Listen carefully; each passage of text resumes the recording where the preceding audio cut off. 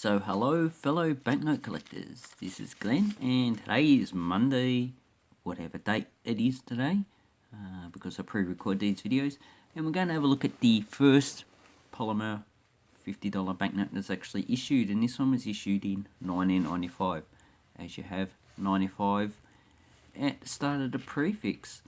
And this banknote is still in circulation. You can probably get 95 banknotes, probably not in this grade, but most likely in a very worn grade with a lot of damage, so it's really just not worth collecting those ones.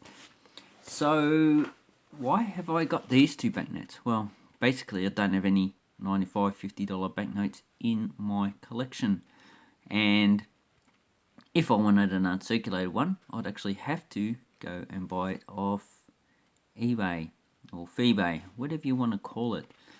But as you can see, it has portrait of Dame Edith Cohen. So Edith Cohen, she was a female rights activist, and obviously she educated children and families. And you can find a lot of information on her on Wikipedia. Has a very good article on it. And on the obverse, so the obverse is the front of the banknote, has the signatures.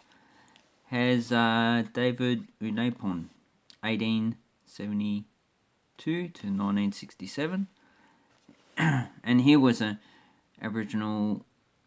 He actually done literature.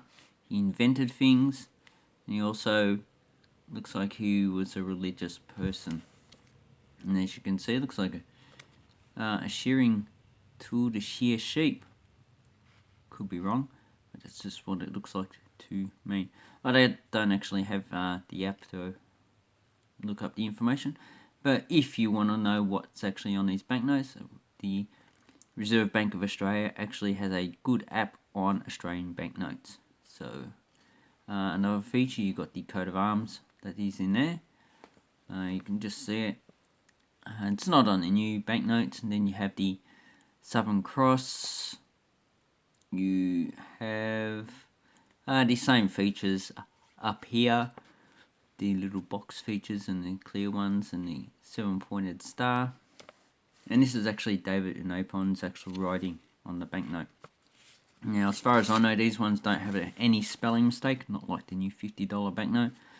And quite frankly, compared to the other banknotes, so the $10, this one is actually not as good. So the $10 is actually a better printed. The $100 is actually way better than this $50 banknote. So this is actually my least favourite banknote because of just the way they've designed it. It doesn't really stand out to me. So the first prefix is AA. So you need AA as the letters, and the last one is VG. And 95 VG, yep. So you can get like VA to VG or AA to AM, and that's basically the way it actually goes. Now I can't remember how many banknotes are on a sheet. I need to make another video on that, and I'll put that up on a Monday for Australian banknote time. So what would you be expecting to pay for these banknotes? So this one's in probably VF condition because it has 1 fold, 2, 3, 4 folds, and it, even though it doesn't have any paint damage that I can see, the fold and creases actually make it probably VF to probably going towards the EF, extremely fine section, but this is not EF, that's actually in better condition.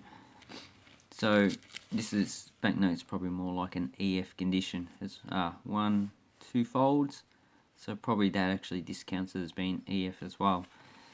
So VF actually is a lot broader in its terms.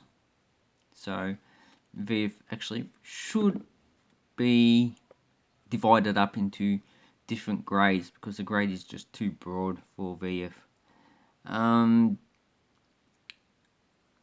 In the catalogue, it has $100 for these in this condition, But I would say you'll be lucky to get over face value for anything in this grade.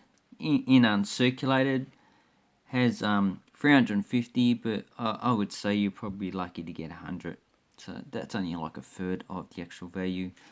And this one here, I kept this one. It's in better condition because it has some ink from the other banknotes. So you can see it's got the 50 coming through. So that is actually the 50 on that side. So these banknotes are actually stacked on top of each other before they'll actually dry. Then you got some more ink over there. Do I see any others? So you probably got some up the top with a head of David Unapon. Actually might have been. And also you got some ink on this side, so on the background. So if we look at the 50, so we need to turn it over. Okay, that's actually that would actually be the building there. That's actually on top. And then we have some 50 coming through, which is actually from the 50 that's on that side. So sometimes I actually do put banknotes on top of each other when they're not dried. So this probably doesn't give it that much of an extra value, but if it was actually a lot more severe, so you could actually quite clearly see the other image on top, I'd say it'd probably give it a lot of extra value, as well as any other errors, so any misprints. Another one is uneven cut. So as you can see here, the top is actually a lot, about twice as big as the bottom. And on this banknote, it actually is nearly even. So that is probably pretty standard for cutting. And also, if you check these rectangles there and here, these ones actually look, so the cutting on this side has actually been a bit different. But if we try and line the stars up, yeah, you can see the actual differentiation in the actual cutting of the actual banknote. So I'm trying to line everything up, so there you go. So we've lined up the window and you can see the actual way they've actually cut it. The bottom banknote has been cut more to the right and the top than the bottom. So that's probably pretty standard. I would say that doesn't actually add any value to the actual banknote. And if you check what else, probably the signatures seems to be in the same place. You need to check if there's any movement in the actual top image. So it's black one with David Unapon, as well as Edith Cohen, and any movement. So no, you can see how the top of the sky there, it's a little gap. There's no gap here. That's probably pretty standard as well, so I wouldn't take too much notice of that unless it's really moved over. Anything else? No, I can't see anything else. Anyway, so the alignment of the actual different colors varies between banknote, and so does the cutting, because the cutting's not perfect. You know, you get like a millimeter movement, and it actually gives you a really this is probably 2 or 3 millimeter movement, and it gives you actually a really distinct look on the banknote. So let's show it on this side.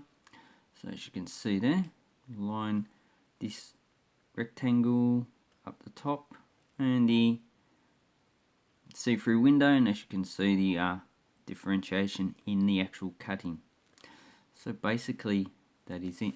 If you want an AA, you'll probably be looking at for in this condition probably about $60-$70. In uncirculated, probably like $200 to $300. Now the VG is actually the harder one to get. In uncirculated, you're probably looking about $1,000 to $1,500. in this condition, you're probably talking about $200 to $300. So basically, VG is what you need to look for in these banknotes. Not really anything else. AA as well, but you know, they're actually more common because people actually know to collect them. They look at, say, AA, oh, keep that. So basically, if you get banknotes in this condition, just spend them.